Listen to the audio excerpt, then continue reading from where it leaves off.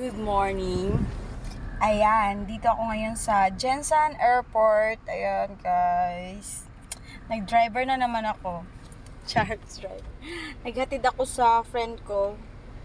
Papunta siya ng Maynila. Ayan. Ito yung Jensan Airport. Parking lot ako, guys, ha.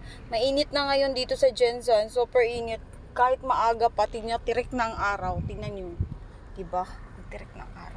Grabe kainit na. Kaya, kailangan kong mag-cap kasi parang feel ko, kahit may bubong, kahit may aircon pa yan, ewan ko ano nangyari sa Jensan. Jensan, naging Jensan. Sun na. Sunset. Bye, guys. Uwi na ako. Good morning. Ayan, dito ako ngayon sa Jensan Airport. Ayan, guys. Nag-driver na naman ako. Charles drive.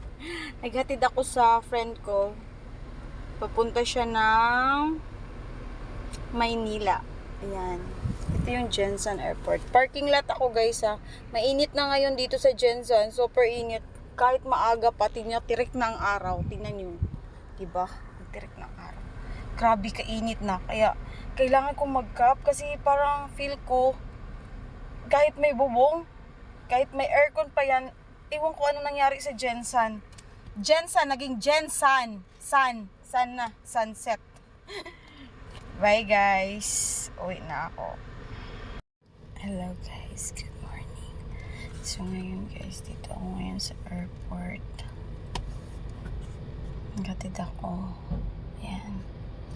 Dito ako sa kanya. Hintayin ko muna siya bago makapasok kasi 5:50 na. Nahanap na siya sa loob.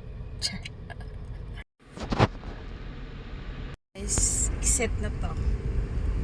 Ito yung palabas ng airport. Yan, guys. Palabas ng airport, Jensan. Makikita mo din yung karagatan dyan, guys. Karagatan. Nagmamadali sila. Late na yung flight nila. Yan. Ito yung Jensan. Exit.